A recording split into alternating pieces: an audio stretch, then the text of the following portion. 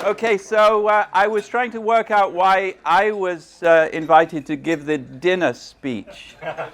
And I decided that they thought I was just going to be doing philosophy, and that's not very important. And so I'm going to talk a little bit about the Lehman crash, but most of it is going to be built around cytokine chemistry. So you're going to get cytokine chemistry good and hard. We'll start with medicine. So this is the former dean of the medical school in Harvard. And he's noted for having given the same address to the medical students, the new medical students when they arrived each year, telling them that 50% of what they were going to learn was going to turn out to be false, and no one knew which was which. And of course he was wrong. So 99.93% of what they learn is going to be true, because it's all boring.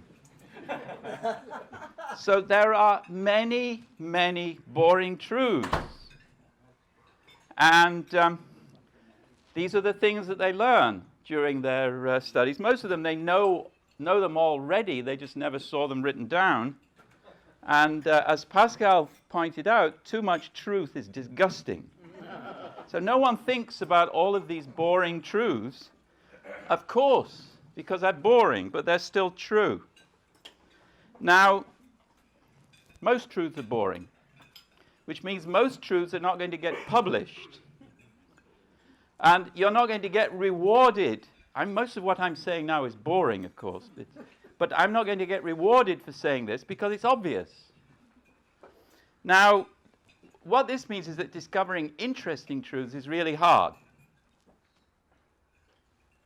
And that's why most published research findings are false, because they're really hard to find, these interesting truths. But as we've seen already on several occasions today, there is a very important set of incentives for people to publish. All right.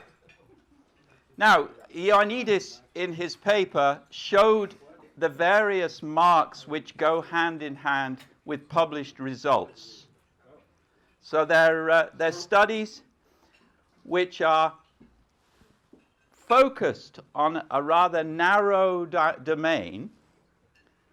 Effect sizes are relatively small. There is a greater number of combinations, so that you can select just those combinations which seem interesting. And because you're selecting, there will in fact not be statistically significant combinations for the entire possible sample, but you will have a statistically significant result. And it's going to be even better if the result is in an area where there are strong incentives to publish, for instance, of a financial nature. So, if it's interesting, it's probably false.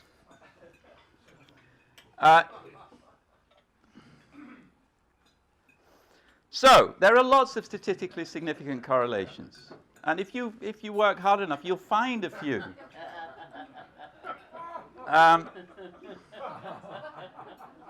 So let's find a few. We're going to design a cafeteria which will optimize the degree to which people eat healthy food. This is in a student residence hall, let's say. So you're going to change the color scheme, you're going to change the size and shape of the tables, the size and shape of the chairs, the music in the background, even the pricing. And you collect data on all of these possible combinations. Just colors gives you dozens and dozens of combinations. And then you go through them and you find out which of these combinations had a statistically significant correlation with healthy eating. And you publish a paper. That's called p-hacking. All right, now this is an interesting case because it led to a TED talk. And many of you, I'm sure, are familiar with this example. So this is Amy Cuddy, who has a free no-tech life hack for anyone who needs to take a job interview or speak in public. And it goes like this.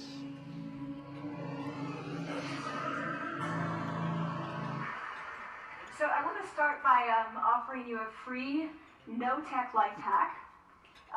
And all it requires of you is this, that you change your posture for 2 minutes. Powerful people tend to be, not surprisingly, more assertive and more confident, more optimistic. They actually feel that they're going to win even at games of chance. They also tend to be able to think more abstractly. So there are a lot of differences. We have this evidence, both that the body can shape the mind, at least at the facial level, and also that role changes can shape the mind. So what happens, okay, you take a role change, what happens if you do that at a really minimal level, like this tiny manipulation, this tiny intervention? For 2 minutes you say, I want you to stand like this, and it's going to make you feel more powerful. So this is what we did. We decided to bring people into the lab and run a little experiment, and these people adopted for 2 minutes either high power poses or low power poses. They come in, they spit into a vial. We, for 2 minutes, say, you need to do this or this. They don't look at pictures of the poses. We don't want to prime them with the concept of power. We want them to be feeling power, right? So 2 minutes they do this. We then ask them, how powerful do you feel on a series of items? And then we give them an opportunity to gamble. And then we take another saliva sample. That's it. That's the whole experiment. So this is what we find. Risk tolerance, which is the gambling. What we find is that when you're in the high power pose condition, 86% of you will gamble. When you're in the low power pose condition, only 60%, and that's a pretty whopping significant difference. Here's what we find on testosterone. From their baseline when they come in, high power people experience about a 20% increase, and low power people experience about a 10% decrease. So again, 2 minutes and you get these changes. Okay, so she did very well. So this is one of the 20 online talks that can change your life in The Guardian. But then things started to go wrong. So her co-author, for a long time, Amy Cuddy continued to defend this result. But her co-author concluded that she did not believe that the effects were real. And gradually speaking, the influence of Amy Cuddy on the power pose question waned. Okay, so this is just one example of many, many examples, particularly in psychology, but also, as we shall see, in other areas. And so the question is, how do we solve this problem? And the first attempt was in psychology in the so-called Reproducibility project, which sought to replicate 100 studies in psychology, which were published in 3 leading journals. And it's very well documented. Amazing statistics, amazing attention to detail went into this project. And the result of the project was 36% of the studies replicated, and the rest were that they did not replicate. And even the ones that did replicate, the effects were smaller than claimed in the papers. Now, these are just a couple of examples. Currency priming. So if you're just exposed to money, then this increases your endorsement of the current social system. So I can show you a dollar bill if you like. Imagined contact. Merely imagining contact with members of ethnic outgroups is sufficient to reduce prejudice. And many more. So this is a Gary Larson one. So research, the participants were asked to either hold a pen between their teeth or between their lips. If it's between your teeth, you smile. If it's between your lips, you pout.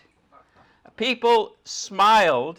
People who were forced to smile because of the pen between their teeth found the cartoons funnier. And the conclusion is that if you change your expression on your face, this will change your mood. So this is the idea. Smiling can make you happier. It didn't replicate. All right, now, it's not just psychology, it also in chemistry, and this is an amazing result. So there is a journal called Organic Chemistry. And organic chemistry, organic syntheses. Organic syntheses is a journal about organic syntheses. And from the very beginning, they have verified every single submission to the journal by synthesizing the molecule that the journal described as having been synthesized.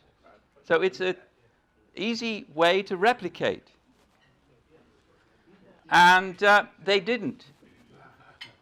So 7.5% of the submissions in the years 2010 to 2016 did not replicate. In other words, it was not possible to synthesize a molecule that was described in the paper. And as the editor says, most chemists would consider that this is frightening because every other kind of chemistry is much harder. And so, presumably, every other kind of chemistry is even less replicating than here. All right, so, of course, the 7.5% papers may fail for innocent reasons. It could be that they made a mistake in describing the methods used for synthesis. We'll come back to the issue of describing methods used in scientific results later on. But of course, there are other reasons. So sometimes the methods were not described clearly enough, for instance. And ontology, which David referred to earlier, it steps in at this point. So ontology is all about describing things in ways that other people can understand. All right, now it holds in medicine. I understand that in medicine there are incentives to publish more than perhaps is wise. So there was a study which was done, which I'm sure is replicatable, which says that around $28 billion worth of research in medicine is non-reproducible. So let's see some examples. So autism is a popular area of research. And the various problems which arise in other areas arise also here. So, and we've had some of this earlier in the oceanic interlude earlier. So you mislead the significance of your findings in the title and abstract. You have an assertion about environmental effects. You have a small sample size. You test multiple factors for association, which may or may not be a mark of some p-hacking going on in the background. Only one of those, however, shows any association, which is another mark of p-hacking going on in the background. And then your statistics are corrected. You do multiple tests. Maybe you're trying to find the one that gives you a statistically significant result. We saw some of that earlier today also. And so on and so on. So this is typical not just of autism, but of research in other areas of medicine, for very good reasons, understandable reasons. So they did the Reproducibility project for cancer biology. And again, the goal was to replicate some important results of relevance to cancer published in leading journals in a 2-year period. And again, here it was somewhat more problematic. So the authors of some of the journals which in the original analysis, authors of some of the papers which in the original analysis were found not to have replicated, argued that they did replicate, or that the attempts at replication had not been accurate. And this shows that, and I know some of the people here involved here, in fact one of them I'm going to refer to later, these are honest scientists. And so the issue of replicatability or reproducibility is by no means trivial, particularly not in an area like cancer biology or any area of human biology, because every sample of humans that you run through your methodology is going to be different from every other sample that other people run through your methodology. All right, so p-hacking we've already talked about. It thrives where the methods are secret. It thrives where data is published using secret codes, or where the data is not published at all. We've seen some of that today also. So, go back to our list of solutions. The next solution, stop publishing. Now, this is not a joke. Everything I say is intended seriously. It's published research findings that cause the problems. And in medicine, of course, to publish goes hand in hand with owning the data, owning the result. So it's a highly valuable incentive to non-replicatable work if the only way to get your work out into the world is through publication. So Atul Butte, who is just a few miles from here, just up the bay, seriously proposes getting rid of publishing in medicine. The idea is that medical research now is almost entirely a computational process. People collect huge amounts of data, and then people like Atul, who is a very clever computer hacker, as well as being a brilliant medical scientist, is able to extract value out of these computational data within hours. He needs to get the data immediately and then share it with the people who have also analyzed the data, and they don't need to go through the 6 months of writing a paper and another 3 months of getting it refereed and so forth.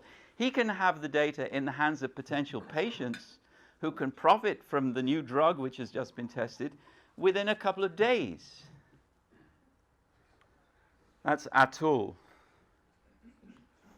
So the idea would be that all the data from clinical trials, for instance, should be made available immediately, and that the publishing process, it's an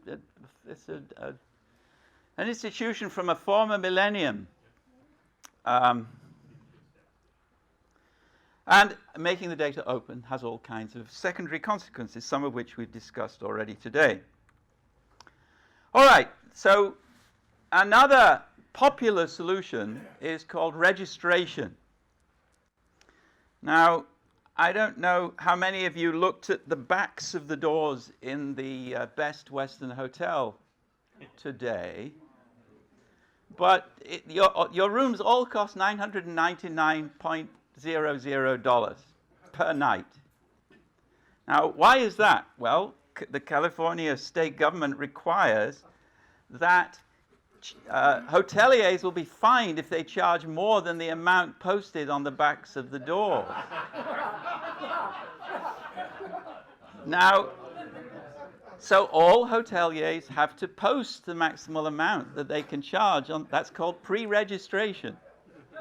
And it tells us that pre-registration doesn't necessarily bring any benefits. Pre-registration is not as easy a thing to require than you might imagine. Now, this is where I talk about the Lehman brothers. The cytokine chemistry is coming, and you will really enjoy it. So, why did the Lehman brothers crash? Well, everybody in the financial services industry discovered that they could, that there was a way of making a lot of money even when the real estate market was not necessarily on its firmest footing, and that was through what were called collateralized debt obligations. People did not really understand collateralized debt obligations, and that was probably in part intended that people did not understand. And now, why were the collateralized debt obligations and the collateralized debt obligations squared and cubed and to the fourth power, why were they hidden? Well, it wasn't true that they were hidden. Some people knew what any given collateralization rested on, but other people did not. And how you find out in any given case was very difficult. And so this is what it looks like. This is a simple case. So that down here are the residential mortgage payments. And up at the top are the, well, anyway. So Lehman crashed because in the 48 hours, the weekend, when the process was entered into of trying to resolve all the creditors and debtors of Lehman, they couldn't get all the information in time. And so $75 billion of value was lost because of hidden assets. So you just couldn't. Lehman was much richer than people supposed. It was still probably not rich enough, but a lot of money was in Lehman's hands legally and properly. It's just no one could find it. A lot of value, I should say. So the Dodd-Frank Act instituted pre-registration as a solution to this problem. I actually think it's a good solution to the problem, insofar as it goes. Of course, it's not been tested yet. The idea of the Dodd-Frank Act was that every large-scale financial services organization, like Lehman, had to have a living will, which means a resolution plan, which means a plan which will enable them to resolve all their debts and all their credits within 48 hours, which is going to mean use of computers. The computer has to be able to find all of those things and resolve them within 48 hours to unwind all the derivatives. And so they introduced a registration system which includes a so-called legal entity identifier. When you create a collateralized debt obligation, you create a new company. So the bank doesn't own this thing. The new company is formed so that if it crashes, the bank will not be affected. So there are hundreds and thousands of new companies being created and resolved over periods of months and years. All of them have to be identified and findable. And so a legal entity identifier contains all of this information. And then the idea is that you can use all of this information in order to resolve the company in the required 48-hour period. Now, this is working. There are now, there are more in Canada, actually. There are 27,000 LEIs which have been issued to institutions in Canada, 16,500 in America, and then... oh, no, sorry. I take it back. Canada... Anyway, a lot. All right, so, and there are mandates. So 45 countries have mandated use of legal entity identifiers in order to create living wills, just as the FDA mandates pre-registration of all clinical trials. So pre-registration can be mandated by governments. And if it's mandated by governments, and if it's done right, it's probably doing some good. So how is this working in science? I mean, clinical trials are science too, but now I'm talking about other kinds of science. So there's something called the Center for Open Science, which received $1 million from some friendly beneficiary, whose name is John. I've forgotten his last name. Arnold, thank you. To bribe scientists to pre-register. So the idea was that they design their experiment, they pre-register, which means they register the design of the experiment, and then they collect their data, analyze it, publish it, and then they get $1,000. They did this 1,000 times. And the registration involved registering all hypotheses, all outcomes, all statistical models, techniques, variables, and so forth. And this has various consequences. It creates an audit trail. So you can see what they said they were going to do, and then you can check that they did it. It cuts down redundancy because other people can see that they already said they were going to do that, so probably you shouldn't say that you're going to do it too. That only works if people check the registry. And to a certain degree, it does guarantee reproducibility because you've specified how to reproduce. Now, we've seen already on several occasions today that there are few incentives to try and replicate other people's experiments. But still, at least it makes it possible to try and replicate.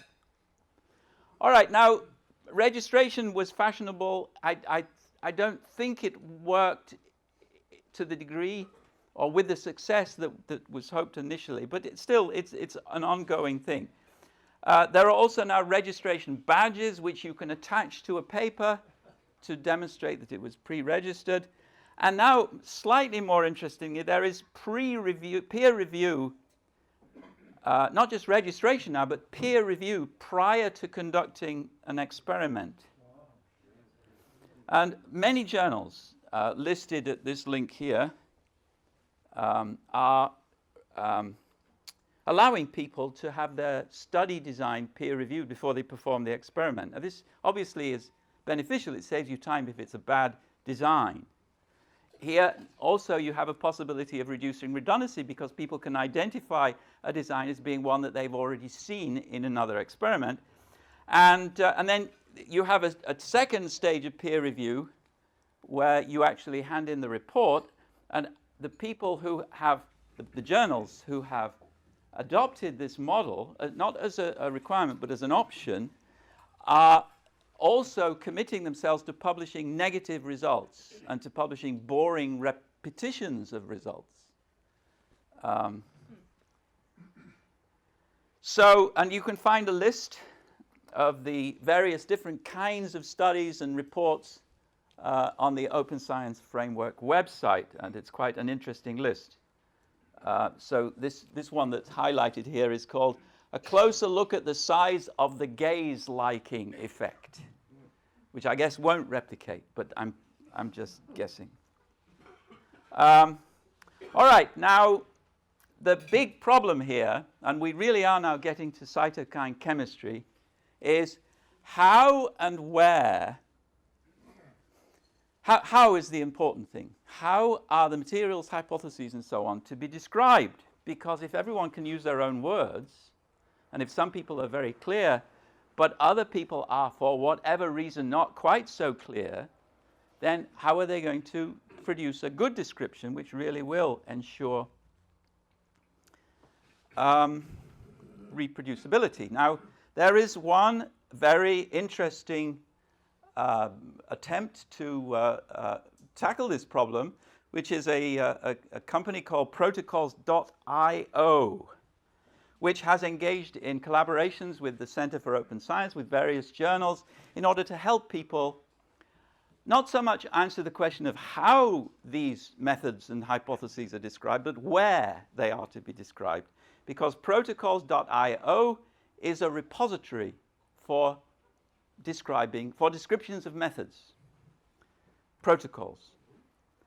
And it's great. So it's very impressive, it's very successful, it solves a major problem, and you can create a free account. So for normal mortals, it's free. And this is Lenny Tatelman, who is the owner of Protocols.io. And this is the gentleman that Peter referred to yesterday. As I say, this is heroic work that he's performing, and he's performing it successfully. And I'm sure he doesn't have time to do anything else with his life other than perform this successful work. So, as he says, given that we have Protocols.io, then there are no more excuses for non-reproducible methods. Everyone can upload their methods to Protocols.io. Now, how does he finance Protocols.io? Well, it's free for human beings, but companies have to pay. And companies pay, for instance, reagent vendors, vendors of chemicals, antibodies, for instance.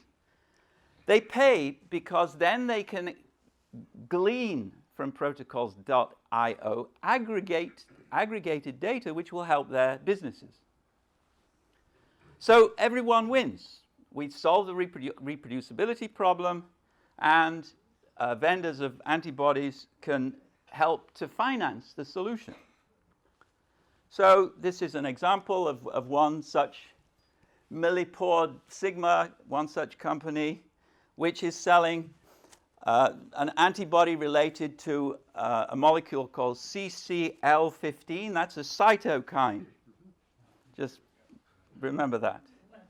And it's $409 for 100 milligrams, so it's a deal. I recommend that you do not go to this site, because by the next morning, every single web page that you open will have an advertisement from millipore.sigma trying to sell you antibodies. This is another CCL15 antibody, this time from a company called R&D Systems. Now, we're interested in this CCL15 because the immunologists, and we're talking now about immunology, are notorious for inventing different labels for one and the same molecule. So there are at least 63 labels in English, in the Roman font, for CCl15. Now, humans who are experts, they know their way around this minefield, and they know how to tell whether something is the same cytokine or a different cytokine. But computers, they're a bit stupid. And it's good if computers can keep track of whether it's one cytokine or two. So let's see how protocols.io manages here, because if protocols.io really is the answer to all of the Maiden's Prayer, then it's going to do well on cytokines. So if you put CCl15 without any hyphens or anything, you don't get any results from protocols.io. If you have a hyphen, you get 99 results. If you enter a search result for CC-motif chemokine 15, which is the same entity, you get 420 results. Now, this is very troublesome because they are the same molecule. And if you have a method using this molecule under one label, it should be retrieved by the same search as using under another label. So let's try another one. Interleukin 8 yields 1,449 results, and CXCL8 also yields 1,449 results. So this is good news. Well, they think they're the same. But the problem is that these are probably the same too. And this one gives you 2,660 results. This one, which is the same thing, gives you 5,235 results. And CXCL8 gives you no results. So this is a problem. And the solution is ontology. So there is an ontology of antibodies, which we actually made in Buffalo, which is a registry of the standard antibodies used in immunological research, where we have one preferred label, and then we have a list of all the other labels. And using that ontology will ensure that all of your searches retrieve the same results for the same molecules. Now, I know Lenny only at second hand. So some of my ontologist friends tell me that, first of all, he's a good guy, so you'll be reassured by that. And secondly, that he refuses to listen when people say the word ontology. So maybe he's not such a good guy after all. All right, so this is Lenny. And then we come to the final cytokine chemistry bit. All right, so another solution which Ioannidis proposed is that we change the p-value threshold from 5% to 0.5%. And of course, this means that we have to increase the sample sizes to the millions. So a clinical trial is going to need many, many subjects, and it's already expensive even to find the numbers of subjects that we use for clinical trials already. So we're talking about millions of samples. And that means we need big data, which is the final proposed solution. And this is basically the solution also accepted by Atul Butte. Science will become global. All the data about any given disease will be assembled together, and it will work because of ontology, of course, which will even take in the Russian data. Not that we have anything against Russian data, except that it's in Cyrillic.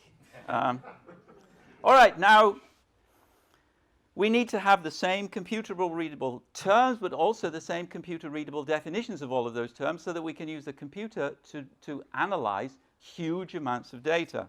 Get the human out of the loop. That's the ultimate goal. And so the NIH has recognized that part of the solution to the replication crisis is going to involve the coordinated development of ontologies. All right, but now this is going to be a problem for pharmaceutical science. So we already know, because we've all tried it, that most pills don't work. But they do work for some people. So Abilify works for 1 in every 5 people, and Nexium works for 1 in every 25 people, I think it is. Which means a lot of money is wasted by drug companies because they do their testing on samples which have not been pre-selected, because no one knows who will be the ones for whom a given drug works until they've tested it and marketed it, and then they have a big population and they can start to do studies as to which kinds of people the drug works for and which not. So under the standard medicine effect, we can test everybody and get results which will seem to be valuable, even though most of them are a waste of money.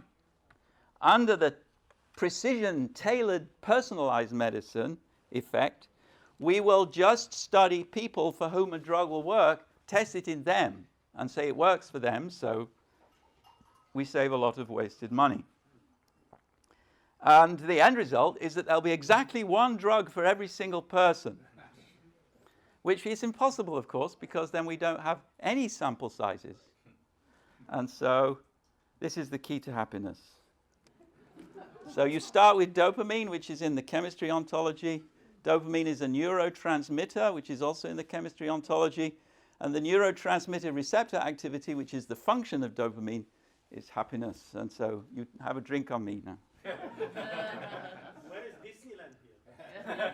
That's the next slide, but I've had my fill now.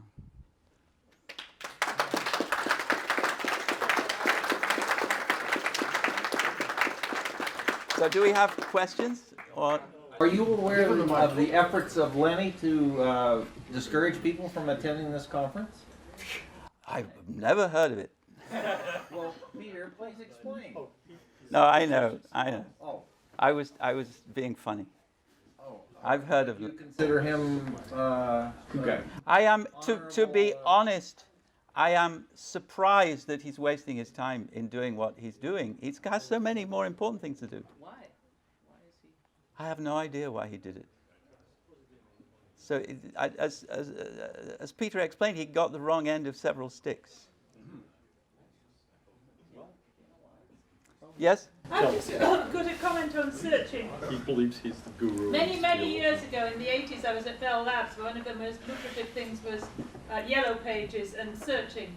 And when you have searching, there's a concept called fuzzy searching, where if you're searching for a dash or not a dash, it really doesn't matter. And even Google at the start, because they were searching through so many pages, if a few don't show up, nobody cares, right? It doesn't have to be accurate. Yeah.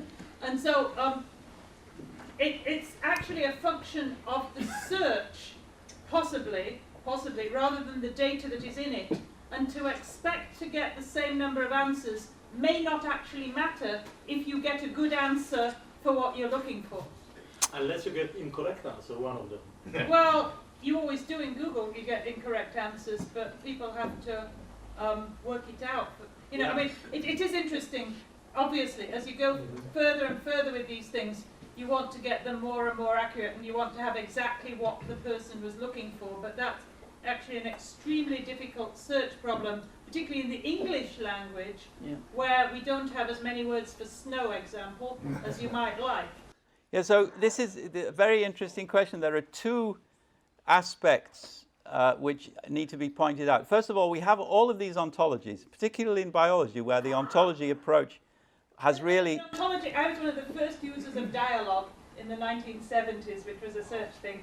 So, and they always had an ontology in a, you know, anyone who's got the dialogue pages. Right. But now, and Google itself is beginning to use ontologies now. That's right. But 5 years ago, Google was strenuously opposed to ontologies because they wanted to use a purely statistical method, fuzzy search, as you said. And we would say, well, you try and find cytokine motif 15 in Google. You will fail because Google will not pick up that phrase, but that phrase is very important. And then the second point that you can make, no, it's gone. I won't make the second point. Can I continue the same thing? Yeah. That I don't know the terminology of cytokines, but like in my field, and what I think usually happens is that when something is just new and developing, people discover them in parallel, give different names, and then the names continue in Yep. parallel for a while. Then everyone gets sick of it. They set up and stuff the ego when they should be. And Yep. say, okay, let's call it some name, like in your ads about the sigma and milliport, SECL. Yep. So then, even though it's 63 names, there are probably most of them are from the past. So If somebody would search for it now, it will be the name that is currently used. actually, there is still a difference. So gene names used to be a problem exactly like what you're describing. So people would discover a new gene in Philadelphia, and people would discover exactly the same thing in a gene in Singapore, and they'd give it two different names, and no one would know that they were talking about the same gene. They have now a gene name nomenclature committee, which makes sure that every gene has just one name, and of course, an associated sequence. They haven't done that for immunology. Immunology is still anarchy, and everyone knows it's anarchy. And the ontologists are gradually trying to create the nomenclature harmony that Lenny needs to learn about to bring us up to the same level there that we're already in the realm of gene names. Benefit of Lenny, if since you mentioned his name. I'm assuming he's here somewhere with a false mustache. No, I meant to say a good word about Lenny. I've never met him before.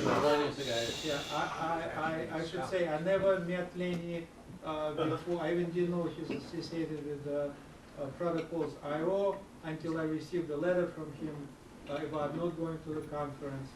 But I replied, with logic, and he sent me back, his reply. It was a very thoughtful conversation, and by the end, I felt that he actually realized that maybe the right choice for him would be to come to the conference, but he just couldn't. So I should say. Okay, well, I congratulate you. But I think he's a Yeah. very good guy, and on top of everything, he had his right to express his opinion.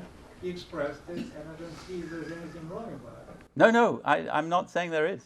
It was great. We had much bigger enrollment. Yes.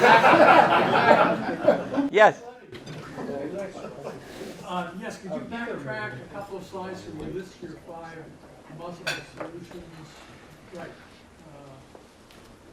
So I gather, I'm not quite clear. Are you saying that none of these will be adequate to the problem?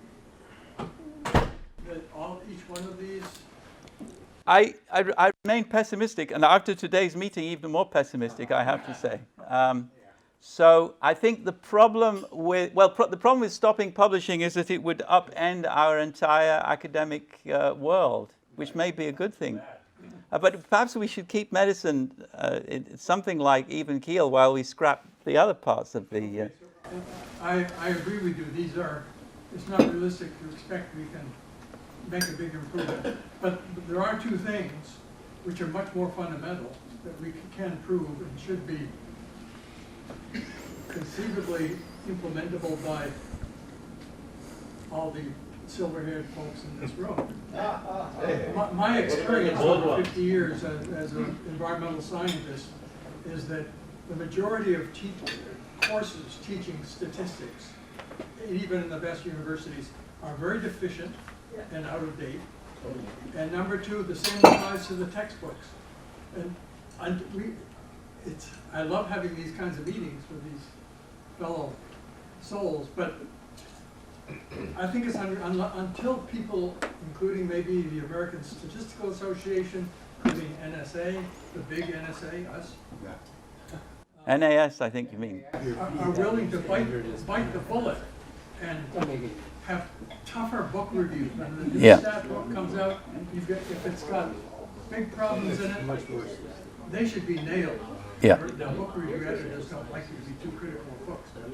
And then the courses, you can just, those are harder to do, but without better statistic books available in all the different fields that use statistics. I agree. I think that probably the psychologists are aware that they have to do better in their statistics. Whether they are taking the necessary steps is another question, but at least they are very, very worried. Yep. Yeah, so I'm curious. Is it too trivial to suggest that we just pay scientists to fact check other scientists? So actually, that is another aspect which worries me. So I do a... The experts only have the ability to like report on other Yeah. experts, and so we have the whole commercial industry using Yeah. these financial heuristics to question the commercializable potential of a discovery, and that's not the point. Yeah, but you're pointing in completely the wrong direction. In other words, while what you say is correct, it's going against all the forces, all the incentives. So I do a lot of peer reviewing. I get no reward. Where would the reward come from? Because increasingly journals are going out of business unless they publish open source online, for which they don't really get income unless faculty members or institutions pay $3,000 a paper for publishing rights. So gradually, the publishing industry is going to become poorer and poorer. And so who's going to pay the $1,000 that I would like to review a paper? I'm sorry that, poor is a relative. No, seriously. Currently, the profit margin of Elsevier is 40%. Okay, so, but still the tendency is that they're going to get poorer and poorer. In science, anyway. Yes? I thought ontology was the study of being. Apparently you're using it in some other way. So, the term ontology was introduced in the 16th century. It was basically the Latin for the Greek word metaphysics. And it meant what you just said. And it gradually grew and grew as a branch of philosophy. In the 1970s, it began to be used by computer scientists to describe a theory which would capture a certain domain of being, a certain domain of entities, whether this be tables and chairs in a restaurant, or molecule types in chemistry, or energy in physics. Each domain would get its own ontology, as they would say. Now, I'm a philosopher, but I became infected with this applied ontology. And so now my philosophy colleagues are very troubled. It's just naming then. No, it's a lot more than that. It's defining the terms in such a way that computers can understand how different entities fit together, reason with them, understand things like protein reactions, or chemical reactions between proteins. So right at the back. Yeah, I wanted to just say a very quick word about our friend who said that we need better statistics, because actually in the last two papers that I've just heard, people have said we need more sample, more items in the sample to give better validation. That depends on the variance. If you have absolutely no variance in the sample, it won't matter how many people you have. So, I'm just putting the statistics straight. Right. And I bow to your superior wisdom. So, right at the back. You have argued that the Lehman crash is an analogous failure of reproducible data. Could you comment a little more about that? So I brought in Lehman because it was an analogous hope that by means of pre-registration you could avoid a problem. And I think that the hotel door example, which I found after I thought of using Lehman as my example, the hotel door example is a clearer illustration of my point. Pre-registration is not going to do any good unless you are very, very careful in specifying the rules for pre-registration. California state law did not specify the door rule very cleverly, so it's easy to cheat. What's the example? $999 per room. Just check your door, maybe it's more in your room. Yeah? In addition to the variance within the sample, you have variables that influence the sample outside of the sample. Right. And no matter what your statistics are, they're not going to affect it. Right. You're not going to be able to account for those. Right. That's true. So, yes? A lot of the discussion is what should the scientists, researchers do in order to improve things. Yeah. If you go back to Deming, that went into Japan, he said that you only change a system if you get the managers of the system to change it. The workers generally are very happy with the current system, and they're not going to change. So all of this discussion of what can we do to the researchers, have them register, have them do this, and have them do that, their incentives are to publish. And unless the funding agencies and the journal editors change the system is not going to change meaningfully. I agree. And the journal editors, some of them have tried to change the system, and there has been pushback to some degree from authors. The NIH has tried to change the system and succeeded in some aspects. For instance, there's a lot more access to data than there would have been without the NIH. Just recently said that if you're going to get money from us, you're going to make your data publicly available. Yeah, exactly. And that's a good aspect. And that is, the NIH is a funding agency, and they are the managers of the system. Yeah. And we should attempt to support these managers that are attempting to change the system. Absolutely. Absolutely. Yep. I wasn't going to say anything, but the last commenter induces me to comment. Let's face it, Barry, we're all academic whores of the federal government. We all are wards of the state. Every university in the United States, nearly every agency, the NIH itself with its $40 billion in annual grants that it drops out of airplanes over university campuses, and even in some cases to private owners, is the government. It's the government that's doing this. Why don't we look at what it's doing and whether there are alternative ways of doing this? I don't think we're talking about this tonight. And I think that's what we should be talking about.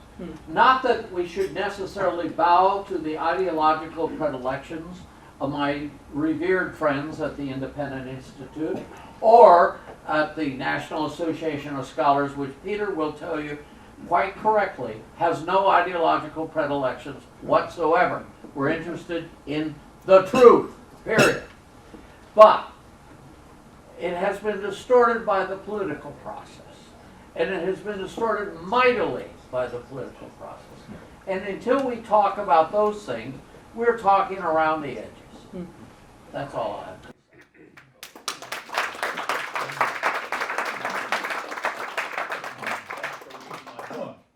Is this an edge question? Yeah, it seems to me, if I read the history of economics and things a little bit, that human beings have a really queer disposition to figure out the problems that we think we're so damn smart about and correct for them. It's called a free market, a free and open market. And if we look back through human history, it's worked. It's going to work this time, regardless of what we say.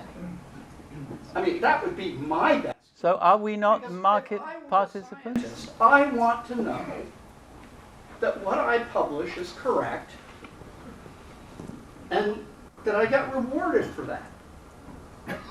I mean, that's the basic thing that drives us. Let me just offer one counterexample. Great. Environmental health perspectives. Huge impact factor, lots of people subscribe to it, is full of absolute garbage in my opinion in terms of statistical quality. Hasn't slowed it down a bit. Okay, so one last question. Yes? Your work on yes? and Ross Brentano. Yes. In reference to Richard's question, how would you connect that? NIH journal. That's a really complicated question. So a long time ago, I published a number of pieces on the ontology of Austrian economics, but now ontology being understood much more in the philosophical sense rather than in the applied ontology sense that I'm using today. So in the applied ontology world, we really are focusing on terminology and getting terminology right. Now, I think that this is a really difficult job, and it's a completely other series of talks, but it does actually respond to Richard and to your question a little bit. So I think that many of the terms used in economics are in need of some kind of ontological definition that would be rigorous. And I'm thinking of terms like commercial exchange, or buying or selling or preferring or valuing. Not because I want to defend one or other particular economic school, just because I think it could be an important contribution to bringing about replicability in areas such as economics. So that's my... But do you consider Brentano your sort of ground? Okay, so Brentano was one of the first philosophers that I took seriously as an ontologist, but this was in a former millennium. And he, in one of his works, which was about the soul, the ontology of the soul, Brentano has in the frontispiece a dedication to Aristotle from his favorite son. So I don't think of myself as Aristotle's son, but maybe his great-great-grandson, something like that.